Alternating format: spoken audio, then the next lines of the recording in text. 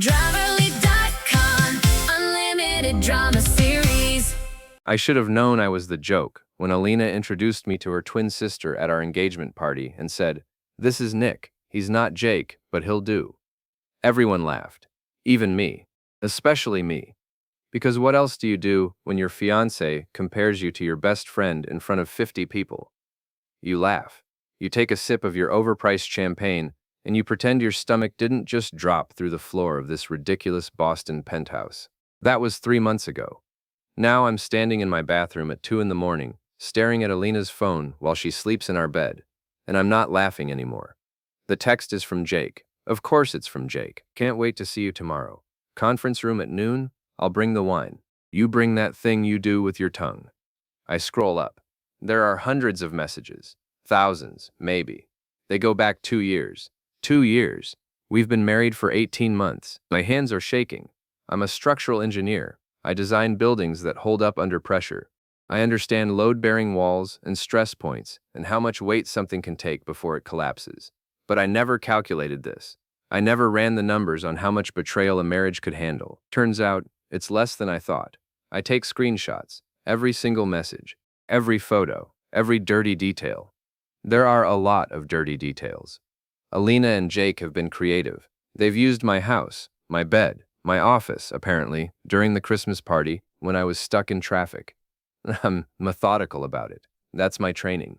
When a building starts to crack, you don't panic. You document, you assess, you plan your demolition carefully. By the time I'm done, the sun is coming up, and I have a file on my laptop labeled foundation failure. It's an engineering term. It means the base of the structure was compromised from the beginning. Elena wakes up at 7. She stretches like a cat, all smooth skin and expensive perfume. She's beautiful. Everyone says so. She's also a public relations executive, which means she's professionally good at lying. "Morning, babe," she says, kissing my cheek. "You're up early." "Couldn't sleep," I say. "It's not a lie. You work too hard." She pads to the bathroom in her silk nightgown. "Don't forget, we have dinner with Jake tonight. He's bringing someone new, some finance girl. Can't wait," I say. I'm still smiling when she closes the door. It's the same smile I wore at the engagement party. The same smile I've been wearing for 3 years while Elena and Jake have been laughing behind my back. But here's the thing about being an engineer. We're good at math, and I've just calculated exactly how much it's going to cost them. The office is quiet when I arrive. Frank, my business partner, is already there with coffee and the morning crossword. He's 56, built like a retired linebacker, and has been in the construction business since before I was born. "You look like hell," he says. "Thanks, Frank." "Woman trouble?" I pour myself coffee. "Is there any other kind?" He grunts. It's his version of sympathy. Frank's been divorced twice. He understands. "I need to ask you something," I say. "Hypothetically." Nothing good ever starts with hypothetically. If you found out your wife was cheating on you with your best friend, what would you do?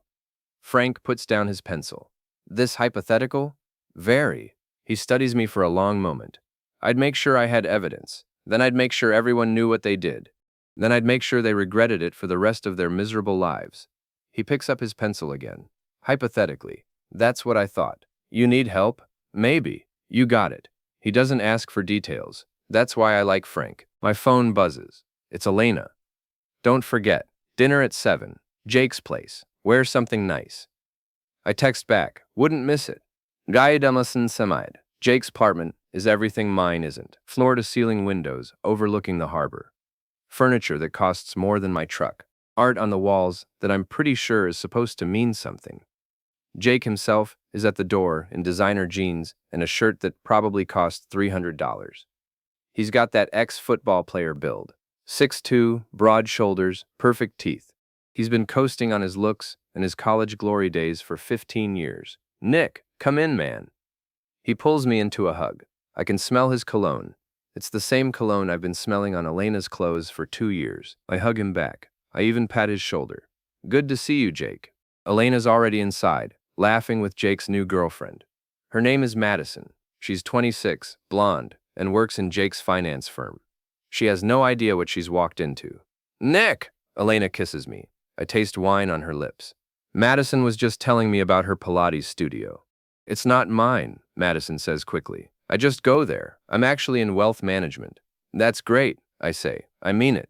Madison seems nice. She deserves better than Jake. We sit down to dinner. Jake's catered it from someplace in the North End. Everything's perfect. The wine is expensive.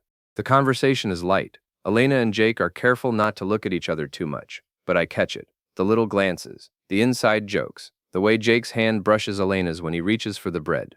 Madison doesn't notice. She's talking about a client who wants to invest in cryptocurrency. Jake's nodding along, but his eyes keep drifting to Elena.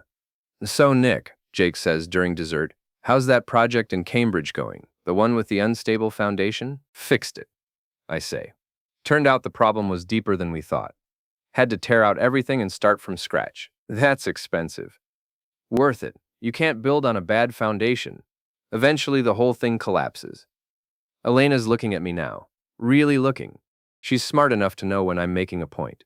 Well, Jake says, raising his glass, here's to solid foundations.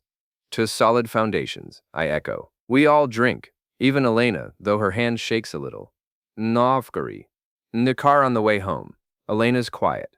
She's scrolling through her phone, probably texting Jake. I'm driving carefully, watching the road, thinking about foundations and demolitions and how to bring down a building without hurting anyone who doesn't deserve it. You were weird tonight, Elena says finally. Was I? That whole thing about foundations, it was passive-aggressive. It was about work. It didn't sound like work.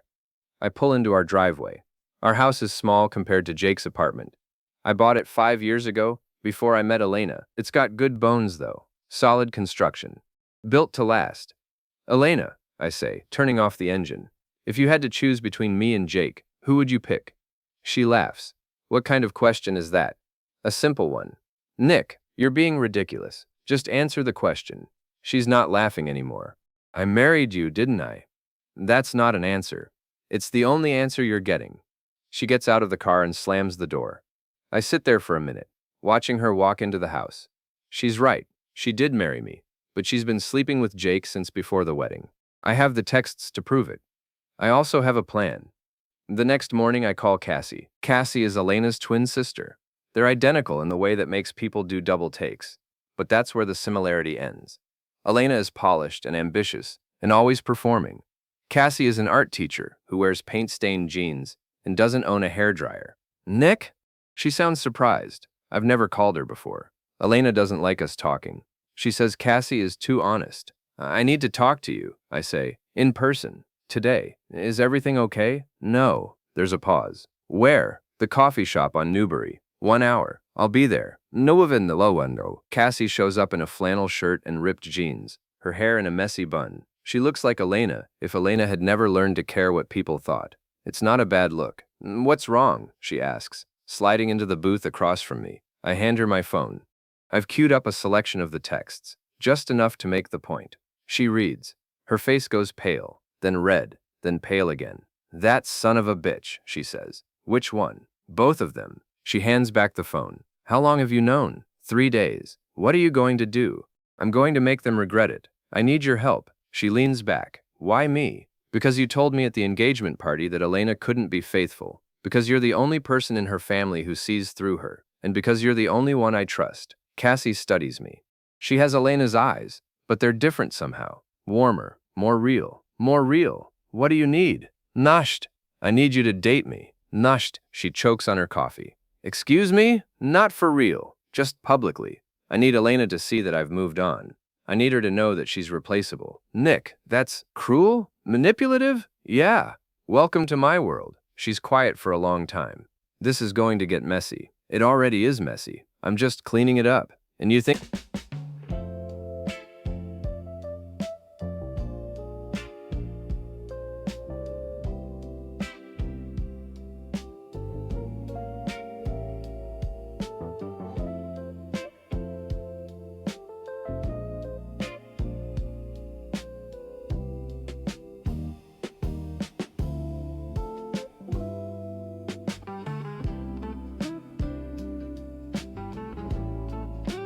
making Elena jealous is going to... What? Make her confess? Apologize? I think it's going to make her lose control. And when she loses control, she makes mistakes. And when she makes mistakes, everyone sees who she really is. Cassie drums her fingers on the table. You've thought this through. I'm an engineer. I always think things through. Fine. She stands up. But if we're doing this, we're doing it right. I'm not going to half-ass fake dating my sister's husband. If we're going to make her crazy, let's really make her crazy. I smile for the first time in 3 days. I was hoping you'd say that. One noon one.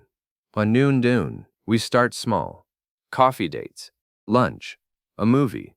We post photos on social media. Nothing obvious, just enough to make Elena's friends start talking. It works faster than I expected. Elena confronts me on day 4. What the hell are you doing with my sister? Having coffee. Is that a crime? You know what I mean, do I? She's pacing our bedroom, her phone clutched in her hand. Someone's been sending her screenshots. Probably Vanessa, her coworker. Vanessa loves drama. People are talking, Nick. They think you're cheating on me. That would be ironic. She freezes. What's that supposed to mean? It means I'm having coffee with your sister. If people want to make it into something, that's their problem. Stop seeing her. No. Nick. Elena, you don't get to tell me who I can be friends with. You're not my mother. I'm your wife. Then act like it. She stares at me. I can see her calculating, trying to figure out what I know. She's good at reading people. It's her job. But I'm better at hiding things. It's mine. Fine, she says finally. Have coffee with Cassie, but don't embarrass me. Wouldn't dream of it. Jake calls me that night. Hey man, I heard you've been hanging out with Cassie. News travels fast. Elena's worried. Elena can talk to me herself. She did. She said you were being weird about it. I'm being weird? I'm having coffee with my sister-in-law. That's normal, is it? I can hear the suspicion in his voice. Jake's not smart, but he's got good instincts. He knows something's off. Jake, if you've got something to say, say it. I'm just looking out for you, buddy. She's not like Elena. She's got issues. What kind of issues? She's jealous of Elena, always has been. I just don't want her using you to get back at her sister. I almost laugh. Thanks for the warning. I'm serious, Nick. Be careful. I will. I hang up. Then I text Cassie. Jake just warned me about you. Said you're jealous of Elena. She texts back immediately. That's rich coming from the guy who's been sleeping with her for 2 years. Want to make them more paranoid? Always. The next week, Cassie and I go to Jake's charity event. It's one of those Boston society things. Overpriced tickets, open bar, speeches about giving back. Jake's on the board. Elena's firm is handling the PR. We show up together. Cassie's wearing a black dress that makes her look exactly like Elena, except better somehow. Less polished, more real. Elena sees us immediately. Her smile freezes. Nick, Cassie, I didn't know you were coming. Last-minute decision, I say. Cassie wanted to support Jake's charity. How thoughtful. Elena's voice could cut glass. Jake appears, looking between us. Nick and Cassie, wow, you look just like Elena. We're twins, Cassie says dryly. It happens. The evening is excruciating. Elena keeps watching us. Jake keeps watching Elena. Cassie and I keep acting like we're having the time of our lives. During Jake's speech, I lean over and whisper something in Cassie's ear. It's nothing, just a comment about the terrible shrimp cocktail. But Elena sees it. Her face goes white. After the speech, Jake pulls me aside. What are you doing? Enjoying the party. With Cassie, Elena's twin sister. She's good company. Nick, people are talking. Let them talk. Elena's upset. Then maybe she should talk to me instead of you. Jake's jaw tightens. What's that supposed to mean? Nothing. Enjoy your party, Jake. I walk away. Cassie's waiting by the bar, grinning. That was fun. We're just getting started. Elena moves out 2 weeks later. She says she needs space. She says I've changed. She says she can't be married to someone who's clearly in love with her sister. I'm not in love with Cassie, I tell her. Then why are you spending every night with her? Because she listens to me. Because she doesn't lie to me. Because she's not sleeping with my best friend. The words are out before I can stop them. Elena goes very still. What did you just say? You heard me. Nick, I don't know what you think. I don't think anything. I know. I have the texts. I have the photos. I have everything. She sits down on the couch. Our couch. The one we picked out together. The one she and Jake probably christened while I was at work. How long have you known? Her voice is barely a whisper. Long enough. Why didn't you say anything? Because I wanted to see how far you'd go. Turns out, pretty far. She's crying now. Real tears, not the fake ones she uses at work. Nick, I'm sorry. I'm so sorry. It was a mistake. It didn't mean anything. 2 years didn't mean anything? It's not. We didn't. Don't lie to me. Not now. You've done enough of that. She looks up at me. What do you want? You want me to beg? I'll beg. You want me to end it with Jake? It's over. It's been over. I swear. When did it end? She hesitates. Last week. Liar. You texted him this morning. Can't wait to see you tonight. Same place. Her face crumbles. You've been reading my phone. You've been screwing my best friend. I think we're past privacy. She texted you come back to bed at 3 a.m. Last Tuesday, you told me you were at your sister's. Watch more on Grammarly.com. What are you going to do? I look at her. Really look at her. She's still beautiful. She's still the woman I married. But she's also a stranger, someone I never really knew. I'm going to make sure everyone knows what you did, I say. I'm going to make sure your career is over. I'm going to make sure Jake loses everything. And then I'm going to move on with my life, with Cassie. Maybe, maybe not. That's none of your business anymore. She stands up. You can't do this. I'll fight you. I'll tell everyone you're abusive. I'll say you manipulated me. Go ahead. I have 2 years of evidence that says otherwise. I have texts where you and Jake laugh about me. I have photos of you in my bed with him. I have recordings of you telling Vanessa how stupid I am. Try me, Elena. See what happens. She grabs her purse. I want a divorce. Good. I already filed the papers. You'll get them tomorrow. She stares at me. You planned this. I'm an engineer. I always plan. She leaves. The door slams. I stand in the empty living room for a long time, listening to the silence. Then I call Cassie. Phase 2. I'm ready. Zo. The next day, Elena's boss calls her into his office. I know because Vanessa texts me. Vanessa and I have been talking. Turns out, she's not as loyal to Elena as Elena thought. Turns out, Vanessa's tired of being Elena's sidekick. Turns out, Vanessa knows a lot of things, like how Elena's been leaking client information to Jake's firm. Like how Elena's been padding her expense reports. Like how Elena's been taking credit for other people's work. None of it's illegal, but all of it's unethical, and all of it's documented. Elena's boss is not happy. Elena's placed on administrative leave pending an investigation. She calls me, screaming, You did this. You told them. I didn't tell them anything, but I'm glad someone did. This is my career, Nick, my life. You should have thought of that before you decided to destroy mine. She hangs up. Then she calls back. I'll give you whatever you want. The house, the car, everything. Just make this stop. I don't want your stuff, Elena. I want justice. This isn't justice. This is revenge. Potato, potato. No potato aim valorum vain this. Jake loses his job 3 days later. Turns out, the client information Elena was leaking, Jake was using it for insider trading. Nothing major, nothing that would get him arrested, but enough to get him fired and blacklisted from every finance firm in Boston. He shows up at my house at midnight, drunk and furious. You ruined my life, he's pounding on the door. You ruined everything. I open the door. Frank's with me. I called him an hour ago, when Jake started texting threats. Hey, Jake, you're drunk. You told them. You told my boss about Elena. I didn't tell anyone anything, but I'm glad they found out. He tries to push past me. Frank steps forward. Frank's 6'4" and 250. Jake's 6'2" and soft from too many steak dinners.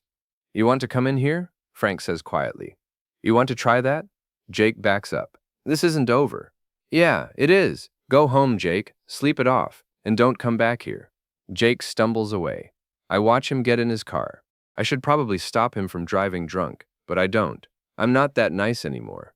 No potato did Nike. Nuth. The divorce is ugly. Elena hires a lawyer, a good one. She tries to claim I was emotionally abusive. She tries to say I manipulated her. She tries to paint herself as the victim. Then my lawyer plays the recordings. All of them. Every text, every photo, every conversation where Elena and Jake laughed about me. No Betrayal, the judge is not impressed. Elena gets nothing. No alimony, no house, no car. She moves in with her mother, who always liked me better than Elena. Her mother, who's now furious with her.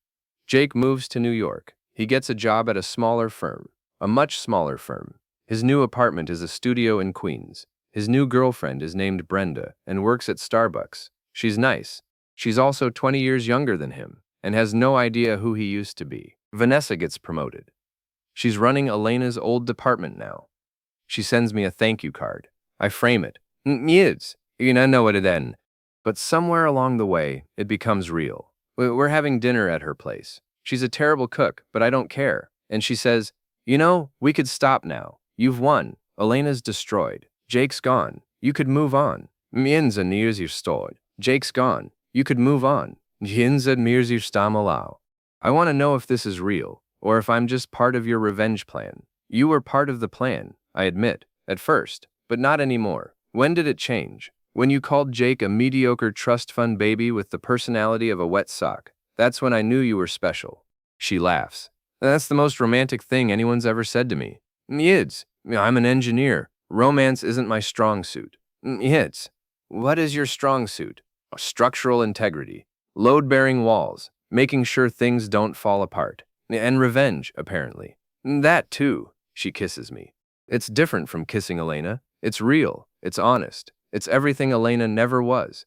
So what now? She asks. Now we build something new. Something with a solid foundation. That's terrible. I know. Say it again. Something with a solid foundation. You're the worst.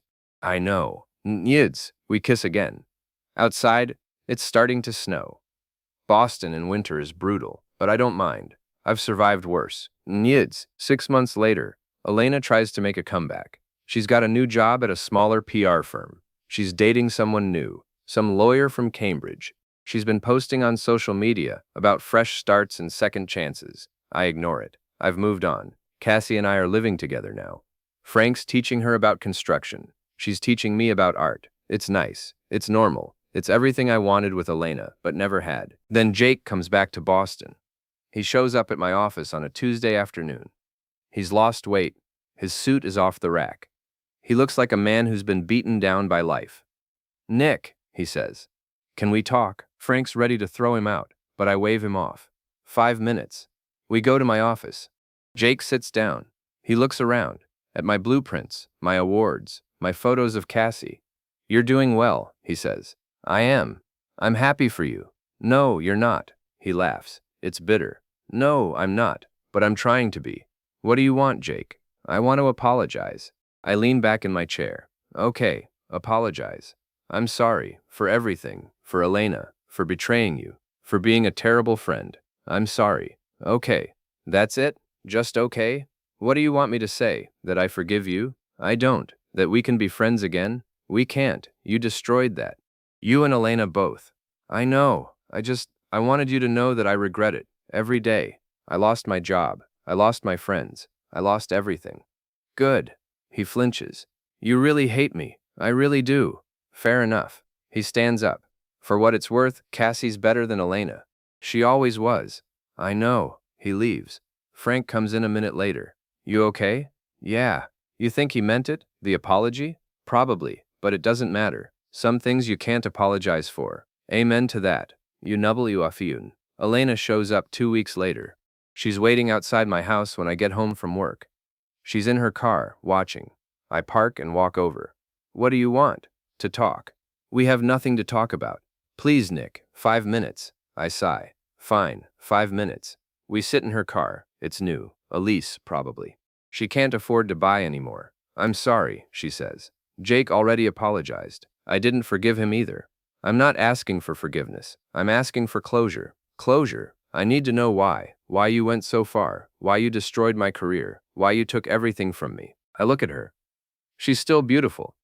But I don't feel anything anymore. No anger. No love. Nothing. You want to know why? I say. Because you didn't just cheat on me. You humiliated me. You laughed at me. You made me feel like I was nothing. Like I was just a placeholder until something better came along. And then you acted like I should be grateful you married me at all. I never said that. You didn't have to. It was in every look, every comment, every time you compared me to Jake. You made me feel small, Elena. And I'm done feeling small. She's crying now. I loved you. No, you didn't. You loved what I represented. Stability, security, someone who wouldn't leave. But you never loved me. That's not true. It is, and you know it. She wipes her eyes. I heard you're engaged. To Cassie. I am. Are you happy? Very. Good. I'm glad. She starts the car. For what it's worth, I really am sorry. I know that doesn't change anything, but I am. I believe you. She drives away. I watch her go. Then I go inside, where Cassie's making dinner, and Frank's complaining about the Patriots, and everything is exactly how it should be. The wedding is small, just family and close friends. Frank's my best man. Cassie's best friend Sarah is her maid of honor. Elena's not invited. Jake's not invited. Vanessa sends a gift, a set of expensive wine glasses, with a note that says, "To new beginnings." We get married at a small church in Cambridge. Cassie wears a simple white dress. I wear a suit I actually own, not a rented tux. The ceremony is short. The vows are honest. When the priest says, "You may kiss the bride," I do. And this time, it feels right. It feels real. It feels like everything I should have had the first time. At the reception, Frank gives a toast. I've known Nick for 10 years. I've seen him build some incredible things. Bridges, buildings, structures that'll last 100 years. But the best thing he ever built? The life he's building with Cassie. Here's to solid foundations. Everyone drinks. Even Cassie's mother, who was skeptical at first. Even my parents, who still can't believe I divorced Elena for her twin. Later, when we're dancing, Cassie says, "Do you ever think about her, about what happened?" Sometimes. Do you regret it? The revenge? I think about it. About Elena losing her job. About Jake losing everything. About how far I went to make them pay. No, I say. I don't regret it. They deserved it. That's kind of dark. I'm kind of dark now. I know. It's hot. I laugh. You're weird. You're weird too. That's why this works. We keep dancing. The song changes. People are laughing and drinking and celebrating. Everything is perfect. Then someone taps my shoulder. I turn around. It's Elena. She's wearing a black dress. Her hair is shorter. She looks tired. "I'm sorry," she says. "I know I wasn't invited. But I had to see you, both of you." Cassie tenses. "Elena, you need to leave." I will. I wanted to say congratulations, and I'm sorry for everything." She's sincere. I can tell, but I don't care. "Thank you," I say. "Now leave. Nick, leave, or I'll have Frank escort you out. And trust me, you don't want that." She looks at Cassie. "Take care of him. He's a good man. Better than I deserved." "I know," Cassie says. Elena leaves. The moment is over. The party continues. But later, when everyone's gone and Cassie and I are alone in our hotel room, she says, "That must have been hard, seeing her." It wasn't. I don't feel anything for her anymore. Nothing? Nothing. She's just someone I used to know. Someone who taught me what I don't want. And what do you want? This. You. A life where I don't have to wonder if I'm enough. You're enough, Nick. You've always been enough. I know that now. We fall asleep holding each other. And for the first time in years, I don't dream about betrayal or revenge or foundations crumbling beneath my feet. I dream about building something new, something that will last. 3 years later, Frank retires. I buy out his share of the business. Cassie opens her own art gallery. We buy a house, bigger than my old one, with room for kids someday.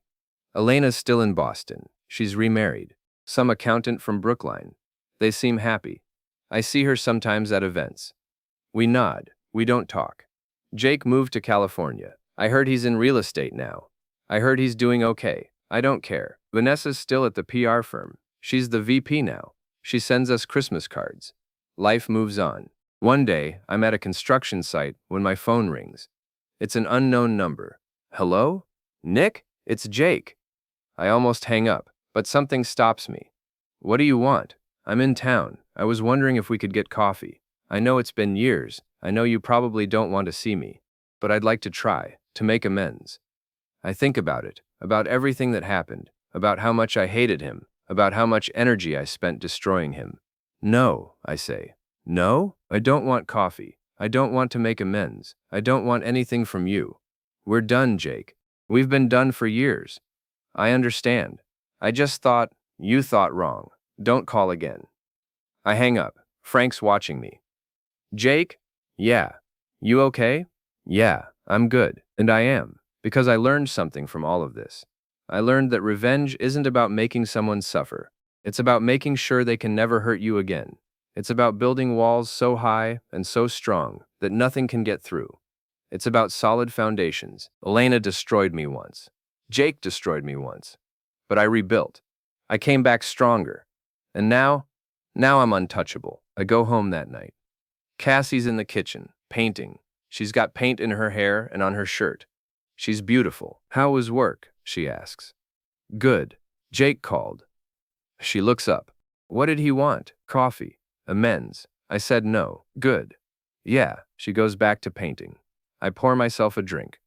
I stand there, watching her work, thinking about how lucky I am, how close I came to losing everything, how I almost let Elena and Jake win, but I didn't. I fought back. I won. And that's the last laugh. The best revenge isn't making someone suffer. It's being so happy that they realize what they lost. It's building a life so good that their betrayal becomes the best thing that ever happened to you. Elena gave me Cassie. Jake gave me clarity. Together, they gave me the motivation to become someone better. So thank you, Elena. Thank you, Jake. Thanks for the last laugh.